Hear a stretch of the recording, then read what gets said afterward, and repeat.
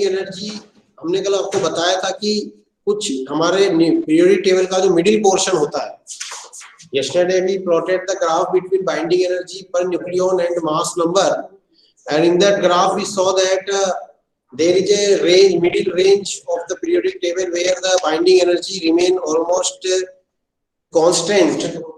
So that we can say here also कि जो binding energy है वो उस रीजन के अंदर क्या रह सकती है, कांस्टेंट रहती है। तो न्यूक्लियर फोर्सेस भी बेसिकली उसी से रिलेटेड है कि किसी भी न्यूक्लियाई के अंदर हम जानते हैं कि प्रोटॉन और न्यूट्रॉन्स होते हैं। There are many protons are there in any nuclei, let us say oxygen, nitrogen और any ferrous, so there are many neutrons and many protons are there. तो definitely there will be the electrostatic repulsion force acting among the protons, but repulsion force will make them unstable. So the various experiments done by the scientists in the era of 1930 to 1950 shown that there is a force inside the nuclei acting among the nucleons.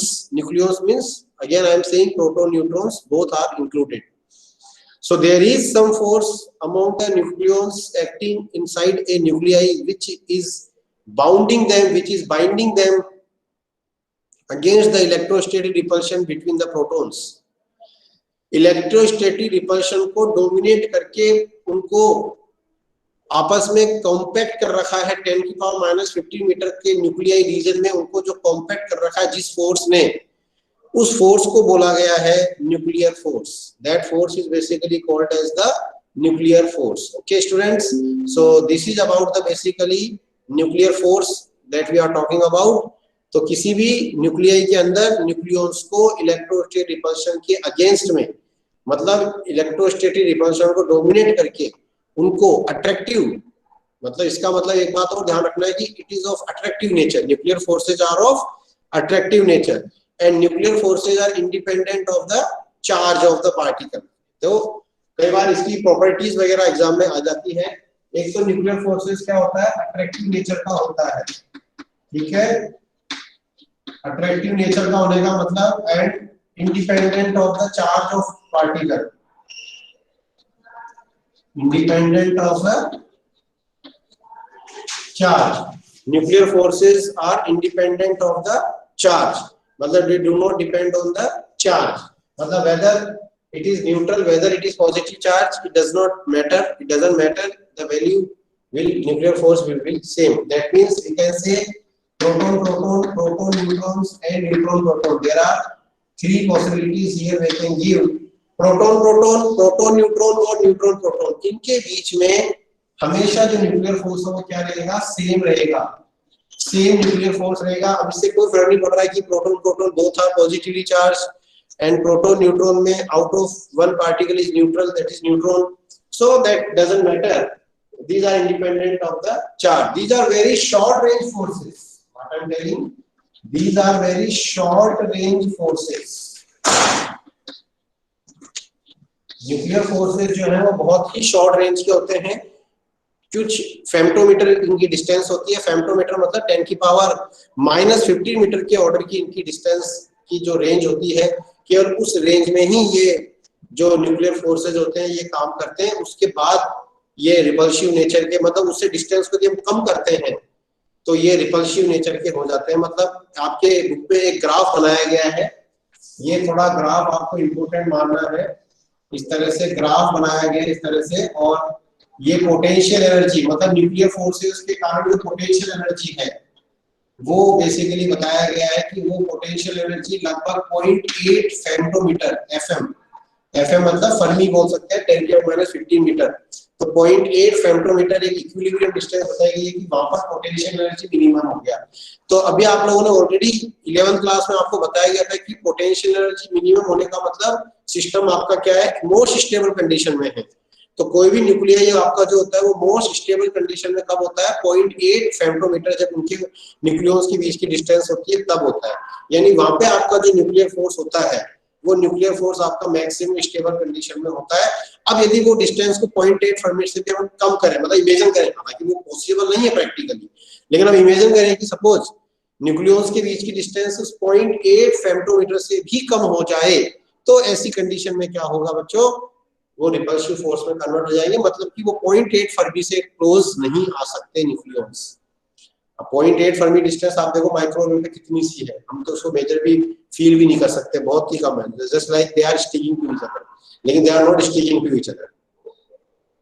ठीक जैसे आपके सामने board है, अब board के particles अब आपको एक दूसरे से चिपके हुए नजर आ रहे हैं, लेकिन माइक्रो लेवल पे इनके बीच में एक 10⁻⁻10 मीटर रेंज की डिस्टेंस है, जिसे हम इंटर एटॉमिक डिस्टेंस बोलते हैं, है कि नहीं है। लेकिन अपन उसको जब बाहर से देख रहे हैं, मैक्रो लेवल पे देख रहे हैं अपन, तो अपन को ऐसा लग रहा है कि यार ये तो सारे पार्टिकल एक दूसरे से चिपके हुए, लेकिन वो चिपके हुए नहीं है, क्योंकि उनके बीच की इतनी कम है, इतनी कम है कि हम उस डिस्टेंस को फील नहीं कर पा रहे हैं, वो डिस्टेंस हमारे माइंड में जो है वो ऑब्जर्व नहीं हो पा रही है हमको, तो इसलिए हमको वो एकदम स्टिक नजर एक दूसरे चिपके हुए नजर आ रहे हैं, एकदम क्लोज नजर आ रहे हैं।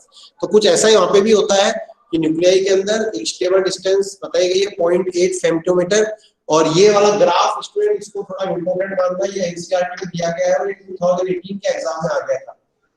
बहुत सारे बच्चे, मैं आपको बता रहा हूँ कि एनसीईआरटी वगैरह आपको कम पढ़ते हैं तो वहां पे उनको प्रॉब्लम हो जाएगी। ये ग्राफ आपका एनसीईआरटी में दिया हुआ है और ये ग्राफ बोर्ड एग्जाम 2018 का पेपर आप देख सकते हैं, उसमें ये ग्राफ आपका आया हुआ है, potential energy of nuclear forces variation with the distance को शो करने वाले ग्राफ को बनाइए और उसमें उस डिस्टेंस को शो करिए जिसमें कि वो मोस्ट स्टेबल कंडीशन में रहते हैं। तो आपको एक ग्राफ इस तरह से बना के उसमें 0.8 फेम्टोमीटर की डिस्टेंस को शो करना था। और यदि न्यूक्लियर फोर्सेस जो है वो 10⁻50 मीटर से ज्यादा डिस्टेंस पर चले जाते हैं तो वहां पे न्यूक्लियर फोर्सेस का एक्सिस्टेंस क्या हो जाता है, खत्म हो जाता है। तो that is basically we can say that is the property of nuclear forces. ठीक है स्टूडेंट, न्यूक्लियर फोर्सेस जो होते हैं वही बात है कि जैसे हमने कल आपको वो ग्राफ बताया था जिसमें हमने बताया था इस तरह से कल एक ग्राफ बताया था हमने, तो एक जो हमारी मिडिल रेंज थी मास नंबर 50 से लेकर तकरीबन 150 तक की जो रेंज थी उसमें हमारी जो बाइंडिंग एनर्जी थी वो ऑलमोस्ट कांस्टेंट आ रही थी, नहीं आ रही थी। तो दैट कांस्टेंट बाइंडिंग एनर्जी जो है हमारी आ रही थी बच्चों, उसके अंदर जो न्यूक्लियर फोर्सेज होते हैं वो मैक्सिमम होते हैं, ठीक है ना, मैक्सिमम न्यूक्लियर फोर्सेज होते हैं, मतलब वहां पे प्रोटॉन्स के बीच का जो इलेक्ट्रोस्टैटिक रिपल्शन है वो एकदम डोमिनेटेड रहता है, दबावा रहता है, इन द सेंस उसकी वैल्यू इग्नोर्ड रहती है। लेकिन जैसे ही हम हैवी एलिमेंट्स की तरफ जाते हैं, प्लूटोनियम, नेट्रियम, थोरियम, यूरेनियम, इनकी तरफ जैसे हम जाते हैं, मतलब मोर देन 200 अपन एटॉमिक मास नंबर के बाद जाते हैं, जैसे यूरेनियम का 235 है, प्लूटोनियम का 239 है, नेप्च्यून का कितना है 290, 280, 230 के आसपास है, और इस तरह से थोरियम का है 290। तो लाइक दिस, इस तरह से अपन जो है सॉरी एटॉमिक मास नंबर उसका अलग है, 90 उसका जेड है थोरियम का। तो इस तरह से इन एलिमेंट्स में क्या होता है कि प्रोटॉन्स के बीच का जो इलेक्ट्रोस्टैटिक रिपल्शन है वो अपना इफेक्ट दिखाने लग जाता है, या यूं कहें कि वो न्यूक्लियर फोर्सेस के जो अट्रैक्टिवनेस है उसको काउंटर करने लग जाता है, काउंटर मतलब समझते हो ना, उसका विरोध करने लग जाता है। तो इसीलिए उनमें इनस्टेबिलिटी आ जाती है और इसीलिए उनकी बाइंडिंग एनर्जी भी क्या दिखाया था लोअर में डिक्रीज होती है, हमने उनकी बाइंडिंग एनर्जी इसीलिए दिखाई थी कि बेसिकली उनमें इनस्टेबिलिटी है। तो वो एक्चुअली न्यूक्लियर फोर्स से जुड़ा हुआ है पूरा कि भाई बाइंडिंग एनर्जी कम क्यों हो गई, क्योंकि वहां पे न्यूक्लियर फोर्सेस का जो इफेक्ट है वो कम हो गया। अब न्यूक्लियर फोर्सेस का इफेक्ट कम क्यों हो गया, क्योंकि इतने ज्यादा जब आपके न्यूक्लियॉन्स हो जाएंगे भाई, जैसे यूरेनियम 92 तो 92 प्रोटॉन जब हो जाएंगे तो उनके बीच का जो इलेक्ट्रोस्टैटिक रिपल्शन है वो आपका फिर जो है अपना इफेक्ट दिखाने लग जाएगा और वो न्यूक्लियर फोर्सेस को क्या करने लग जाएगा, काउंटर करने लग जाएगा। तो इसीलिए वो आपके हैवी न्यूक्लियर में न्यूक्लियर फोर्सेस का इफेक्ट भी क्या हो जाता है, थोड़ा सा वीक हो जाता है। एक बात और इसमें आपके बताई गई है एक्सचेंज नेचर के, ये एनसीईआरटी में नहीं बताई गई, फिर मैं आपको बताऊं ध्यान से रखना। न्यूक्लियर फोर्सेस जो होते हैं स्टूडेंट्स हमेशा ध्यान रखना, nuclear forces are of exchange nature. क्या होते हैं, nuclear forces are of exchange nature. Nuclear forces जो होते हैं वो एक्सचेंज नेचर के होते हैं। अब ये क्या मतलब हुआ, एक्चुअली एक और नई बात जो हो सकता है आप लोगों ने नहीं पढ़ी हो वो मैं बताने जा रहा हूँ कि किसी भी न्यूक्लियाई के अंदर जो हमारे फंडामेंटल पार्टिकल्स हैं प्रोटॉन और न्यूट्रॉन्स, वो एक दूसरे की नेचर में क्या होते रहते हैं, इंटर कन्वर्जन भी होता रहता है। मतलब प्रोटॉन न्यूट्रॉन में कन्वर्ट होता रहता है और न्यूट्रॉन प्रोटॉन में कन्वर्ट होता रहता है। मतलब आपने कभी हो सकता ना सुना हो, लेकिन ये सच्चाई है। जब आप डिग्री लेवल पे पढ़ेंगे इसको, कॉलेज लेवल पे न्यूक्लियर साइंस, तब आपको इसमें डिटेल से एक्सप्लेन किया जाएगा कि न्यूक्लियाई के अंदर जो प्रोटॉन और न्यूट्रॉन्स होते हैं वो एक दूसरे की नेचर को क्या करते रहते हैं, बेसिकली एक्सचेंज करते रहते हैं। तो उनको एक्सचेंज करने के कारण उनके बीच में जो अट्रैक्शन डेवलप हो जाता है, वही अट्रैक्शन क्या है, न्यूक्लियर फोर्स है। जैसे इसको समझाने के लिए एक साइंटिस्ट आया था, जापानी साइंटिस्ट था, मिस्टर युकावा। एक साइंटिस्ट था, जापान का था, युकावा। युकावा थ्योरी, ये युकावा ने बताया था एक्सचेंज नेचर वाला कंसेप्ट, कि उसने बोला भाई सपोज मान लो 2% और उनको एक रस्सी के दोनों एंड्स पकड़ा दिए गए, स्ट्रिंग, एक मोटी स्ट्रिंग यू कैन इमेजिन, और उसके दोनों एंड उन दोनों पर्सन को पकड़ा दिए गए। Now they are asked to just pull the string. अब उसमें क्या हुआ कि बेसिकली जो स्ट्रिंग है उसको इधर से एक पर्सन इधर से खींच रहा है और एक दूसरा पर्सन भी उधर से खींच रहा है, लेकिन कंडीशन कुछ ऐसी हो गई कि स्थिति कुछ ऐसी हो गई कि जो स्ट्रिंग है वो अपनी जगह से बिल्कुल भी नहीं हिल रही है। वो स्ट्रिंग का जो कंडीशन है, स्ट्रिंग की जो पोजीशन है वो चेंज नहीं हो रही है, स्ट्रिंग एज इट इज है। तो इससे आप क्या कंक्लूजन निकाल सकते हो, what conclusion you can draw from it, कि बोले सर जितना फोर्स उधर से वो लगा रहा है उतना ही फोर्स उधर से वो भी लगा रहा होगा। एम आई राइट ना भाई? यदि आपको ऐसा बोला जा रहा है कि भाई वो जो स्ट्रिंग के दोनों एंड्स पकड़ रखा है उन दोनों ने, और वो स्ट्रिंग बीच में से बिल्कुल भी शिफ्ट नहीं हो रही है, स्ट्रिंग जो बिल्कुल भी डिस्प्लेस नहीं हो रही है, वो अपनी जगह पे बनी हुई है, तो what conclusion you can draw from this?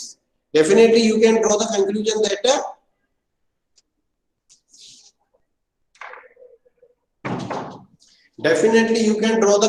That कि वो जो स्ट्रिंग है उस पे दोनों फोर्सेस इक्वल और अपोजिट लग रहे हैं, मतलब दोनों पर्सन।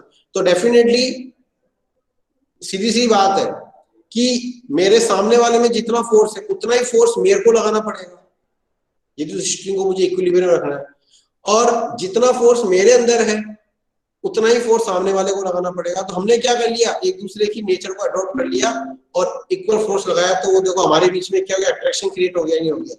वो स्ट्रिंग एक तरह से हमारे बीच में अट्रैक्शन को शो कर रहा है कि हम दोनों एक दूसरे से जुड़ गए ना उस स्ट्रिंग के थ्रू। वो स्ट्रिंग आपकी बिल्कुल भी शिफ्ट नहीं कर रही है, तो अपन क्या कर गए, हम दोनों पर्सन क्या हो गए, उस स्ट्रिंग के थ्रू जुड़ गए। तो इस तरह की एनालॉजी आपको समझ में आनी चाहिए। तो इस तरह से प्रोटॉन न्यूट्रॉन्स भी क्या होते हैं, एक दूसरे की नेचर को क्या करते रहते हैं, अडॉप्ट करते रहते हैं, इंटर कन्वर्जन करते रहते हैं, और उससे फिर क्या होता है, उनके बीच में न्यूक्लियर अट्रैक्शन डेवलप हो जाता है, न्यूक्लियर फोर्स डेवलप हो जाता है। तो nuclear forces are of exchange nature. ठीक है, न्यूक्लियर फोर्सेज जो है वो सैचुरेशन नेचर के भी होते हैं। तो सैचुरेशन नेचर का मतलब यही हो गया कि A बराबर 150 से लेके जो हमारा मिडिल पोर्शन है उसमें न्यूक्लियर फोर्सेज आपके क्या होते हैं, ऑलमोस्ट कांस्टेंट हो जाते हैं। कांस्टेंट हो जाते हैं मतलब सैचुरेट हो जाते हैं। तो that is basically some information about the nuclei. एक और मैं थोड़ी इंफॉर्मेशन बताता हूँ, हालांकि वो भी आपके लेवल पर नहीं है, लेकिन जैसे आप लोगों ने पढ़ा होगा कि किसी भी ऑर्बिट में जो इलेक्ट्रॉन्स होते हैं वो स्पिन करते हैं, है ना, 2 इलेक्ट्रॉन्स पेयर में होते हैं, then the electrons in pair execute the spin motion also. तो उसी तरह से न्यूक्लियाई के अंदर न्यूक्लियॉन्स के भी स्पिन मोशन होती है। अब वो स्पिन मोशन अभी हमारे इस लेवल पे स्टडी नहीं की जाती है, केमिस्ट्री में भी नहीं बताया गया होगा न्यूक्लियाई के अंदर स्पिन। आपको हम जो वहां पे स्पिन पढ़ते हैं वो इलेक्ट्रॉन का स्पिन पढ़ते हैं ऑर्बिट्स के अंदर, लेकिन न्यूक्लियाई के अंदर भी जो प्रोटॉन न्यूट्रॉन्स होते हैं उनका स्पिन मोशन जो होता है वो होता है। तो यदि मान लो उनका स्पिन सेम डायरेक्शन में है, जब तो उनके बीच में न्यूक्लियर फोर्स क्या होगा, मैक्सिमम होगा। और यदि उनका स्पिन क्या है, अपोजिट डायरेक्शन में है, सेम स्पिन के लिए मैक्सिमम न्यूक्लियर फोर्स, और अपोजिट डायरेक्शन में यदि उनका स्पिन है तो क्या होगा, न्यूक्लियर फोर्स आपका मिनिमम हो जाएगा। तो this is students basically all information about the nuclear force. तो न्यूक्लियर फोर्स से रिलेटेड सारी बातें आपको क्लियर होना चाहिए। और ये ग्राफ भी मैंने आपको बता दिया है। consider this graph as a important graph, it can come in your examination। इस ग्राफ को आपको क्या मानना है, इंपॉर्टेंट ग्राफ मानना है, ये आपके एग्जाम में आ सकता है। ठीक है, आया हुआ भी है, मैंने आपको बताया 2018 में ये ग्राफ पूछा गया था, और मोस्ट ऑफ द स्टूडेंट्स जो एनसीईआरटी से करके थोड़ा पढ़ के जाते हैं वो उन्होंने बना दिया था, हम उसको कवर करते हैं। इसलिए थ्योरेटिकल चैप्टर्स में थोड़ा आपको एनसीईआरटी देखना ज्यादा जरूरी हो जाता है। थ्योरेटिकल चैप्टर बोले तो ये न्यूक्लियर वाला थोड़ा सा, और एक सेमीकंडक्टर जो इसका अगला चैप्टर आएगा, चैप्टर नंबर 14, उसको भी आपको टेक्स्ट बुक से थोड़ा पढ़ना जरूरी हो जाता है। तो क्योंकि उसमें क्या होता है कि थ्योरेटिकल में में कुछ ऐसी चीजें एनसीईआरटी में से आ जाती है उठ के एज इट इज, जो हमें कई बार रेफरेंस बुक में नहीं मिलती है या हमारे नोट्स में वो चीज नहीं होती है, ठीक है। तो इसीलिए थोड़ा सा आपको ये ध्यान रखना है। इसलिए जो समझदार बच्चा होता है, समझदार इंटेलिजेंट बच्चे होते हैं, वो क्या करते हैं कि जो भी नोट्स उनके पास आते हैं, कहीं से भी आए भले, इवन मैंने भी कोई नोट्स दिए मान लो, तो वो एक बार उनको एनसीईआरटी से मिला लेते हैं कि एनसीईआरटी में ऐसा कोई टॉपिक तो नहीं है जो नोट्स पे कवर नहीं हो रहा है। तो ऐसा यदि कुछ होता है तो वो उसको वहां पे लिख लेते हैं, उसको भी कवर कर लेते हैं। तो ऐसा करने से उनके मन में डाउट नहीं रहता कि यार हमारा एनसीईआरटी में कुछ छूट रहा है। तो आपको भी ऐसा ही करना चाहिए। In confidence semiconductor will come और not, very good question.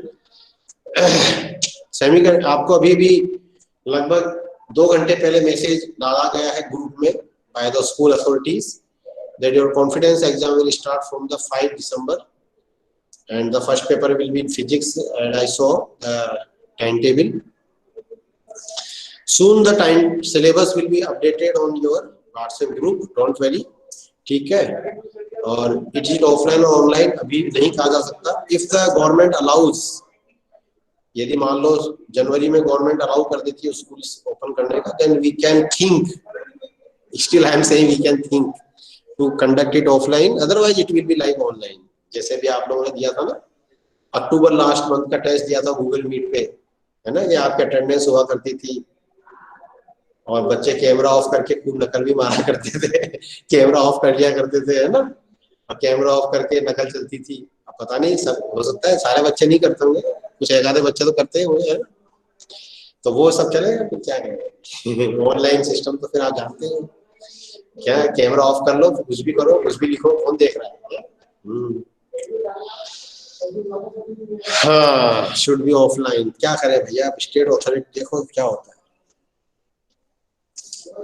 Should भी तो पता नहीं क्या क्या होना चाहिए। अब शुड भी में तो देखो कुछ ही नहीं कह सकते, फिर भी हम लोग कुछ तो कर रहे हैं ना, कुछ नहीं करने से बेटर है। Now we come to the nuclear energy. तो सिलेबस अपडेट कर दिया जाएगा आपको, soon you will get the syllabus information, ठीक है, क्या सिलेबस रहेगा। लेकिन उसमें ये है कि अप्रैल से जो चैप्टर्स है वो तो सारे आएंगे, मतलब फिजिक्स का पार्ट 1 तो है ही, और ये 3 चैप्टर तो है ही, सेमीकंडक्टर और वेव ऑप्टिक्स 2 चैप्टर्स का है। तो एक्चुअली जो न्यूक्लियर चैप्टर बेसिकली ये है, ये कंप्लीट हो जाएगा 2-3 दिन में, ये क्या 2 दिन का और बचा है ये, तो वहां तक ये आएगा, ठीक है बच्चों। तो unofficially I can tell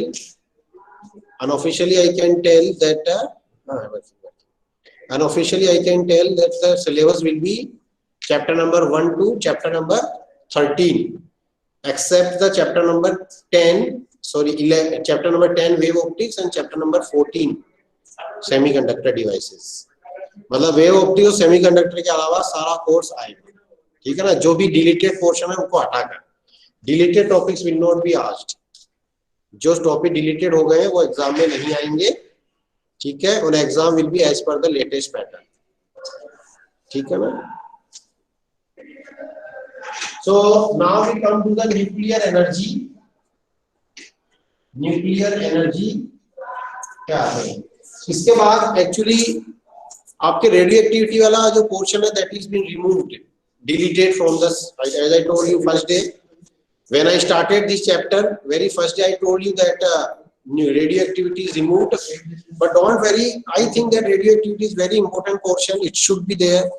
So I have thought that after completing the syllabus, matlab after these remaining 2 chapters are there, semiconductor and wave optics, then we will cover these deleted topics. Some deleted topic that we have not discussed it, some deleted topic I discussed along the chapter because they were very short and I could do discuss at that time, but radioactivity is very vast topic, it will take time.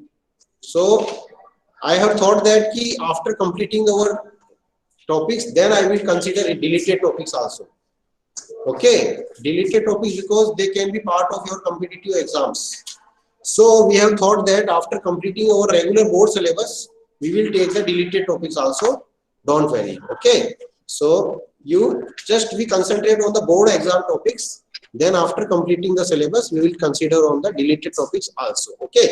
So nuclear energy तो अभी इसलिए मैं direct nuclear force के बाद radio activity को छलांग मारते हुए, छलांग समझते हो, स्किप करते हुए मैं आता हूँ न्यूक्लियर एनर्जी पे। ठीक है, तो न्यूक्लियर एनर्जी मतलब किसी भी न्यूक्लियाई से हमें कैसे एनर्जी मिलती है। तो देखिए, इसके लिए हम चलते हैं हमारे ग्राफ में, जो हमने कल ड्रॉ किया था कि जो हमारे ग्राफ में हायर एटॉमिक मास नंबर वाले न्यूक्लियाई है उनकी बाइंडिंग एनर्जी भी कम है, और जो एक्सट्रीमली लोअर जैसे हाइड्रोजन जैसे एलिमेंट्स है उनकी बाइंडिंग एनर्जी बहुत लो है। तो उनकी टेंडेंसी क्या होती है कि वो अपनी बाइंडिंग एनर्जी को इंक्रीज करें। तो अपनी बाइंडिंग एनर्जी को इंक्रीज करने के प्रोसेस में वो दो प्रोसेसेस से ओवरकम होते हैं, दो प्रोसेसेस से वो पास होते हैं। एक प्रोसेस को अपन बोलते हैं न्यूक्लियर फिशन, एक प्रोसेस को क्या बोलते हैं, न्यूक्लियर फिशन, और दूसरे प्रोसेस को बोलते हैं न्यूक्लियर फ्यूजन। Nuclear fusion. तो न्यूक्लियर एनर्जी हमें दो तरह की रिएक्शन से मिलती है, nuclear fission and nuclear fusion. और जैसे ही आप लोगों ने केमिस्ट्री में पढ़ते हो ना, जिससे हमें एनर्जी रिलीज होती है उसको क्या बोलते हो, एक्सोथर्मिक रिएक्शन बोलते हैं ना। Exothermic, endothermic you have studied in your chemistry also. वो सेम बातें यहाँ पे भी है कि such nuclear reaction in which we get the energy, we obtain the energy, that is called exothermic nuclear reactions, मतलब we are getting some energy as a output। ठीक है student, so that always you should be confirm about this। So there are two types of nuclear processes we have to discuss now, and this chapter will finish along with this nuclear fission and nuclear fusion हमें पढ़ना है, and then this chapter will be finished, okay, as per your board syllabus। So let us take first nuclear fission। fission जो है, fission से पता लग रहा है कि फिशन का मतलब होता है ब्रेक हो जाना, टूट जाना किसी भी हैवी न्यूक्लियाई का। अब टूटेगा कौन, जो हैवी होगा वो टूटेगा, जो पहले से हल्का वो क्या टूटेगा।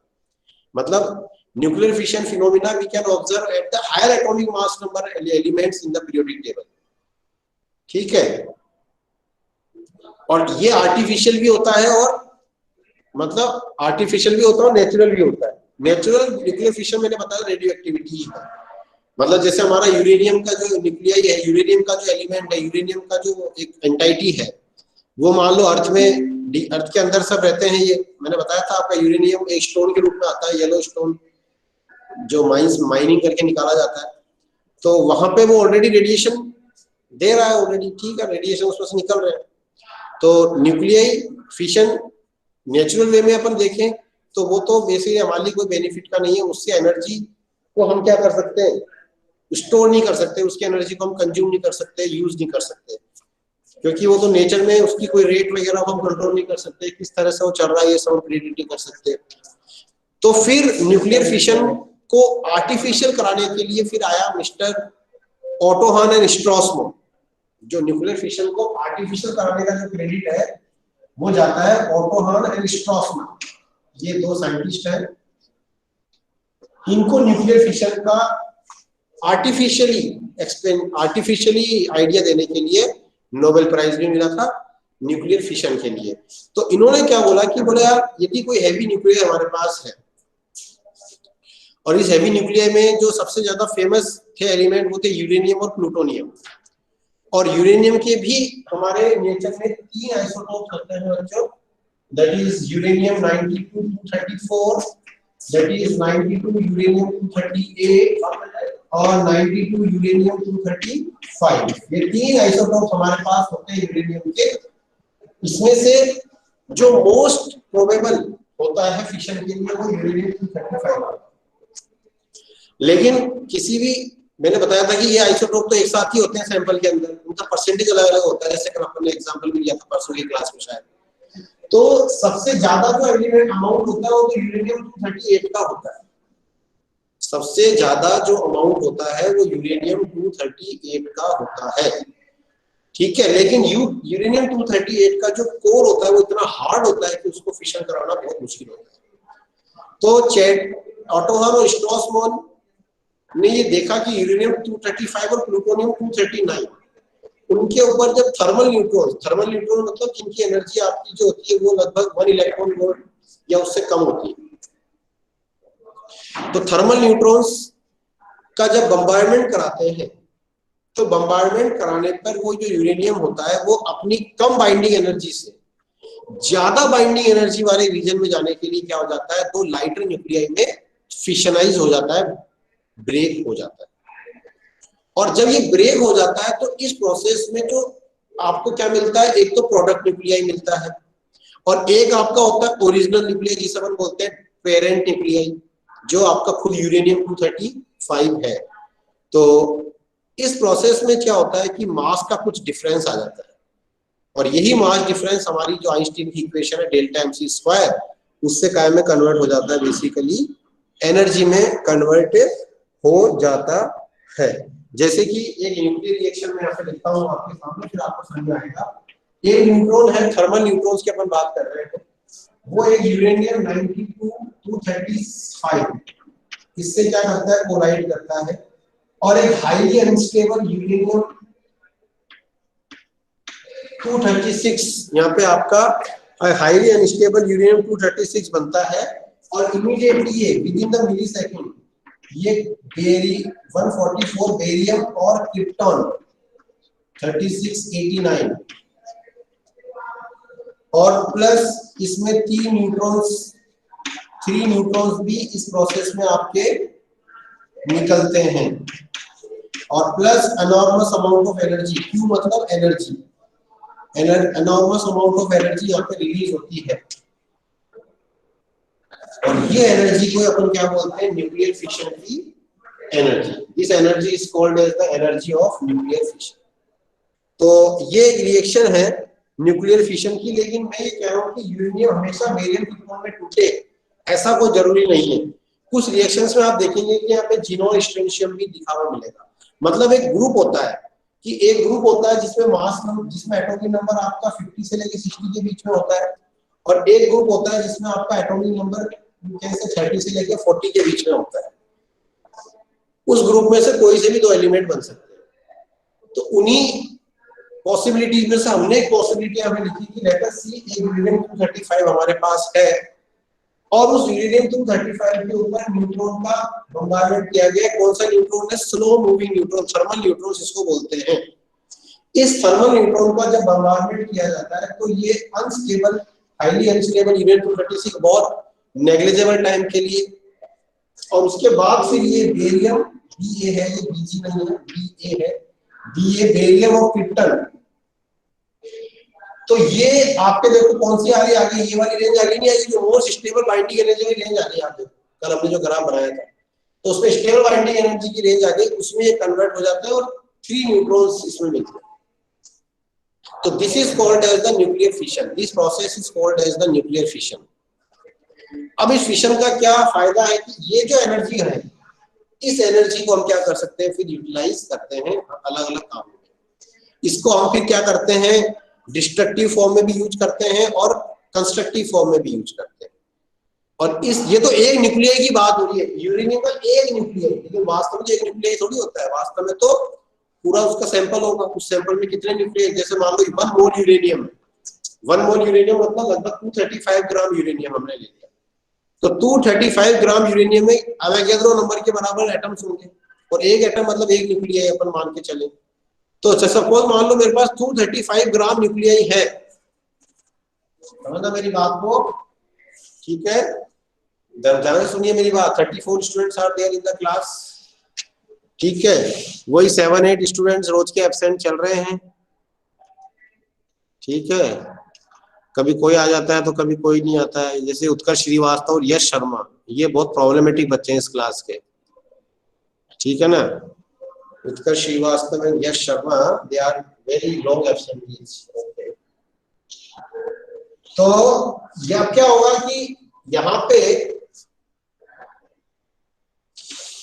मैं क्या कह रहा था, मैं ये कह रहा था कि यस, कि यहाँ पे जो हमारा न्यूक्लियर फिशन प्रोसेस है वो एक न्यूक्लियाई से हम ये एनर्जी निकाल रहे हैं। मैं आपको बता दूं कि यहाँ पे एनर्जी क्रिएट कैसे होती है, फिर मैं वो बात करता हूँ कि थोड़ी देर पहले मैं कर रहा था कि यूरेनियम 235 का ये आपका किसको बोलते हैं अपन, रिएक्टेंट, पेरेंट साइड या रिएक्टेंट साइड, और इसको बोलते हैं product side, this is called product side. अब आप मास नंबर तो हमें सेम आ रहा है, लेकिन जब एक्चुअल मास देखेंगे तो एक्चुअल मास क्या हो जाएगा, यहाँ पे प्रोडक्ट थोड़ा सा कम आ जाएगा, मतलब इसका जो एक्चुअल मास है, एक बेरियम का न्यूक्लियाई, एक क्रिप्टॉन का न्यूक्लियाई और 3 न्यूट्रॉन्स का मास, इसको आप ऐड करोगे टुगेदर तो वो यूरेनियम 235 और न्यूट्रॉन का मास के टोटल मास से थोड़ा सा कम आएगा। और मास का यही डिफरेंस आइंस्टीन की इक्वेशन से इस न्यूक्लियर एनर्जी जिसको हमने क्यू से शो किया है उसमें कन्वर्ट हो जाएगा। ये न्यूक्लियर एनर्जी पहले काइनेटिक एनर्जी के फॉर्म में आती है और फिर वही काइनेटिक एनर्जी थर्मल एनर्जी में कन्वर्ट हो जाती है। तो एक न्यूक्लियाई से जब ये एनर्जी कैलकुलेट की जाती है तो when this energy is calculated तो वो लगभग आती है 200 मेगा इलेक्ट्रॉन वोल्ट। एक बार मैं बता दूं पहले आपको, one nuclei fission of the one nuclei of uranium 235 gives how much amount of nuclear energy? तकरीबन 200 mega electron volt energy, 200 mega electron volt energy देता है। ठीक है, 200 मेगा इलेक्ट्रॉन वोल्ट एनर्जी देता है एक न्यूक्लियाई। समझ आई बात? ये 200 मेगा इलेक्ट्रॉन वैल्यू कहां से मैंने समझा दिया आपको, आपके रेफरेंस बुक में दिया हुआ है। हालांकि ये कैलकुलेशन आपके मतलब ये जो मास की वैल्यू आपको गिवन होगी तो आप निकाल सकते हैं।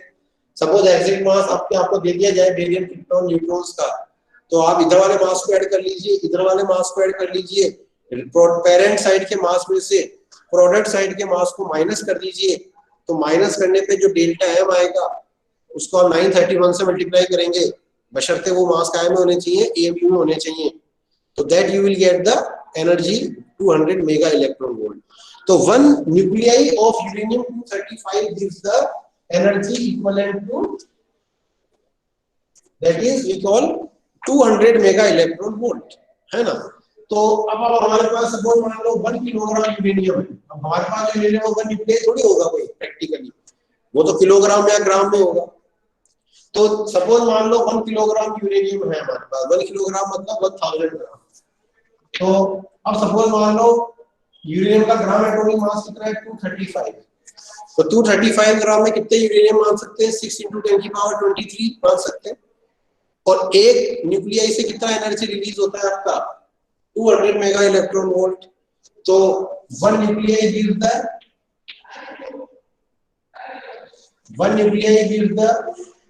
we can say 200 mega electron volt. अब पहले आप क्या निकाल लो, 1000 ग्राम में नंबर ऑफ न्यूक्लियाई निकाल लो। तो नंबर ऑफ न्यूक्लियाई एक तरह से आपके एनसीईआरटी में न्यूमेरिकल भी चल रहा है, एक से न्यूमेरिकल भी आता है यहाँ पे कि आपको 1 किलोग्राम यूरेनियम का सैंपल दिया है, बताइए इससे कितनी न्यूक्लियर एनर्जी निकलेगी फिशन से। 1 किलोग्राम यूरेनियम 235 के फिशन से कितनी एनर्जी निकलेगी वो भी आपको मैं बता दे रहा हूँ, ऐसे क्वेश्चंस आते हैं।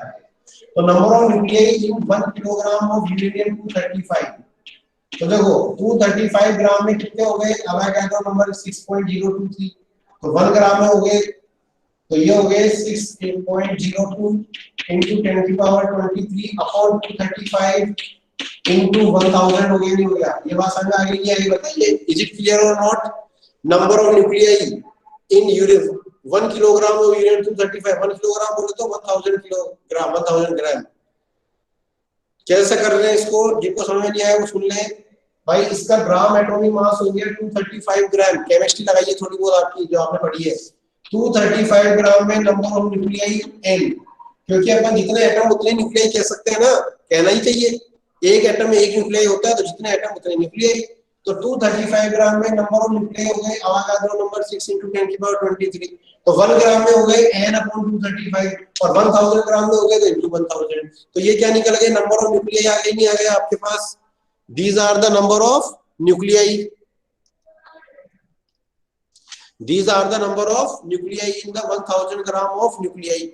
और एक न्यूक्लियाई से कितनी एनर्जी मिलती है, एक न्यूक्लियाई से मिलती है 200 मेगा इलेक्ट्रॉन वोल्ट। तो एनर्जी रिलीज ड्यू टू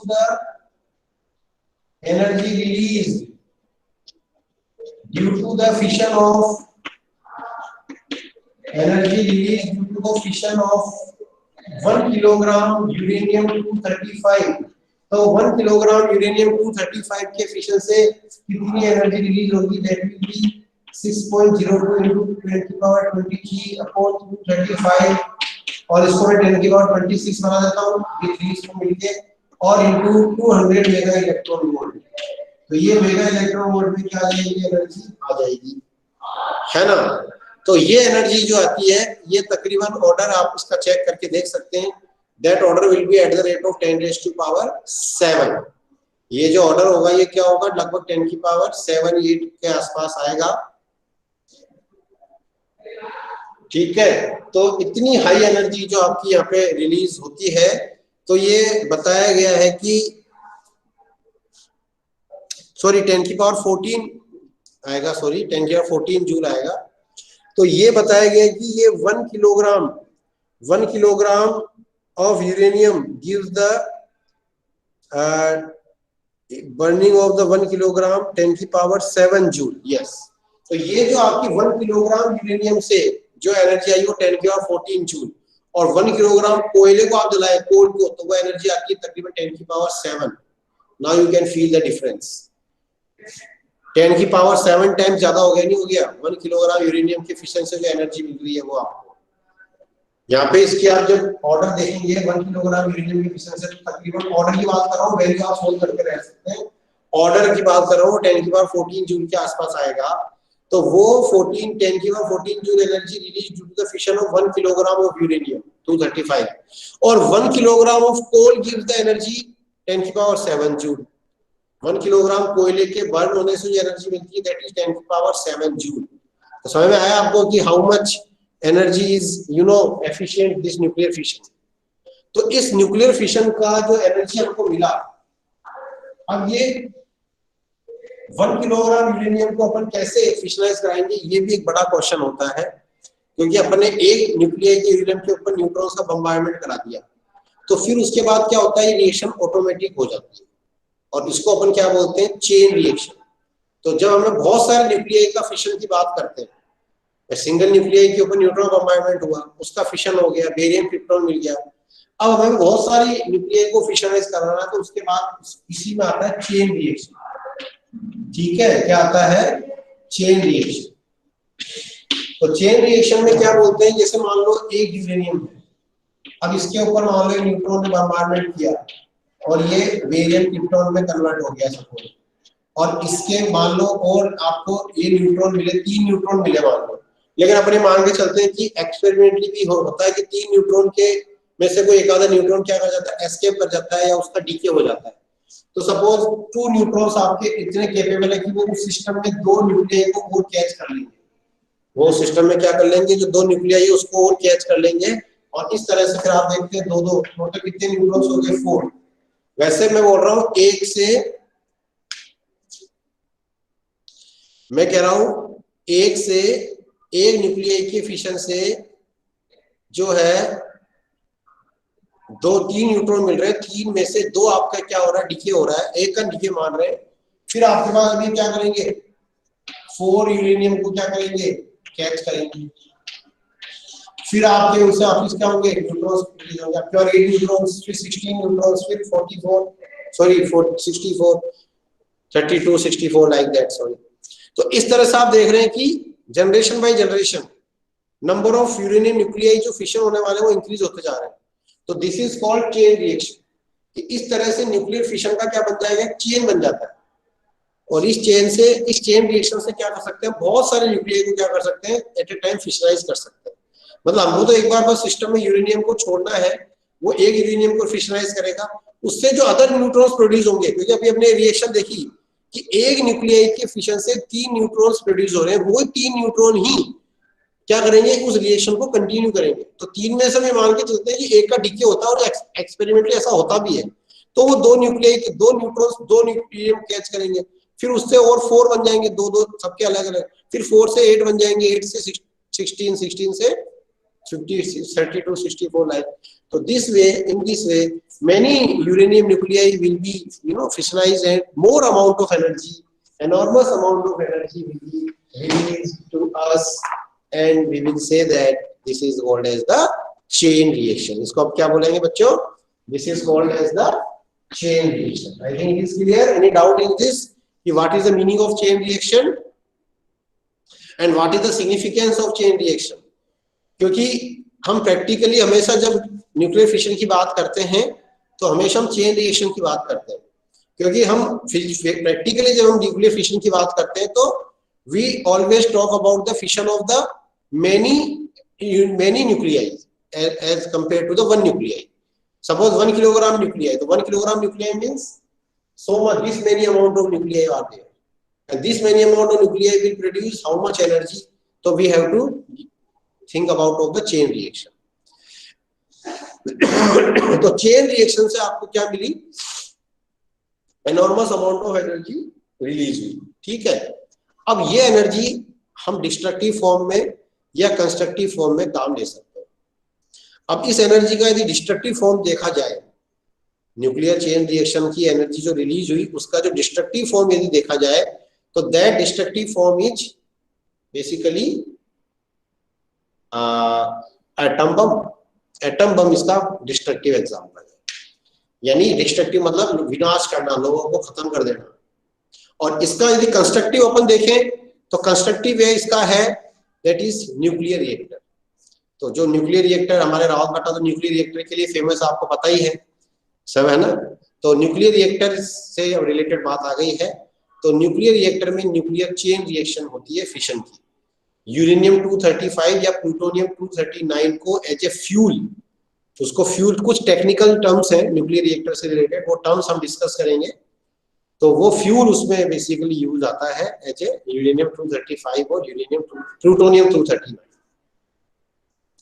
तो न्यूक्लियर रिएक्टर क्या है, उसका कंस्ट्रक्टिव यूज का एग्जांपल है. कंस्ट्रक्टिव यूज कैसे करते हैं कि उस फिशन से जो एक्सट्रीमली अमाउंट ऑफ एनर्जी है, उस एनर्जी को हम क्या करते हैं, टरबाइन चलाने में यूज करते हैं. और टरबाइन से क्या कर देते हैं, जनरेटर कनेक्ट कर देते हैं. और जनरेटर का तो आप जानते ही है, mechanical energy converted into the electrical energy. तो वो बहुत बड़ा जनरेटर होता है. जनरेटर बिल्डिंग आपके है वहाँ पे, प्लांट का विजिट तो किया ही होगा कभी ना कभी आप लोगों ने. तो जनरेटर बिल्डिंग, आप अलग से जनरेटर बिल्डिंग देखी होगी आप लोगों ने डेफिनेटली वहाँ पे. तो उसमें बहुत बड़ा जनरेटर वहाँ पे होता है, वो बहुत बड़ी टर्बाइंस होती है, बड़ी बड़ी इंडस्ट्री लेवल की बात अपन कर रहे हैं यहाँ पे. तो वो जो enormous amount of energy fission से मिली है, उस एनर्जी को हम यूज कर रहे हैं टरबाइन चलाने में. और टरबाइन से जुड़ा हुआ है जनरेटर का कॉइल, आर्मेचर.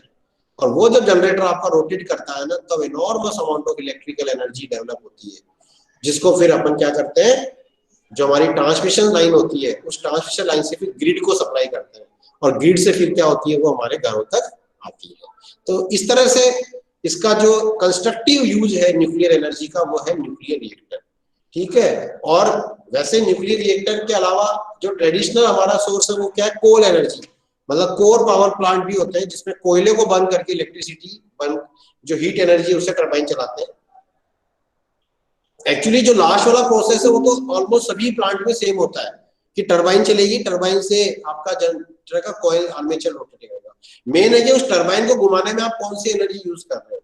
तो जैसा आप लोगों ने 10th क्लास में चैप्टर पढ़ा था सोर्सेज ऑफ एनर्जी, अभी आपको याद आ रहा हो हल्का फुल्का, तो वहां पे आपने देखा था कि उस टरबाइन को अपन विंड एनर्जी से भी चला सकते हैं. तो अपन बोल रहे हैं विंड एनर्जी से इलेक्ट्रिसिटी बन रही है. उस टरबाइन को अपन जो वाटर की काइनेटिक एनर्जी है, जो हमारा हाइड्रो पावर प्लांट लग रहा है, आरएपीपी डैम, आरएपीएस डैम जो है, वहां पे हाइड्रो पावर प्लांट भी लगा हुआ है अपना, तो वो स्टेट गवर्नमेंट का जो है. तो वहां पे भी आप देख सकते हैं कि वहां पे वाटर को एक हाइट से फॉल करके उसकी जो काइनेटिक एनर्जी है उससे टरबाइन चलाई जाती है. और न्यूक्लियर पावर प्लांट में कैसे टरबाइन चलाई जा रही है, न्यूक्लियर फिशन रिएक्शन वहां कराई जा रही है. वो रिएक्टर बिल्डिंग में होती है. रिएक्टर बिल्डिंग में न्यूक्लियर फिशन रिएक्शन कराकर उस फिशन की जो एनर्जी है, उस एनर्जी को टरबाइन बिल्डिंग में लाके वहां जनरेटर से टरबाइन चला के जनरेटर को रोटेट करके वहां पे इलेक्ट्रिसिटी प्रोड्यूस की जा रही है. तो अब ये जो चेन रिएक्शन है, ये जितनी सिंपल हमको नजर आती है उतनी सिंपल वास्तव में होती नहीं है. अब इस चेन रिएक्शन में कुछ क्या होते हैं, हिंड्रेंसेस होते हैं, कुछ रुकावटें हैं जिनको अपन कैसे दूर करते हैं और कैसे उसको हम, एटम बम हम यहाँ पे डिस्कस नहीं करेंगे. एक्चुअली एटम बम हमारे कोर्स में भी नहीं है, बस मैंने आपको बता दिया है कि इसका डिस्ट्रक्टिव यूज एटम बम में होता है न्यूक्लियर फिशन का. हमारे कोर्स में जो है वो न्यूक्लियर रिएक्टर के बारे में थोड़ा सा ब्रीफली स्टडी.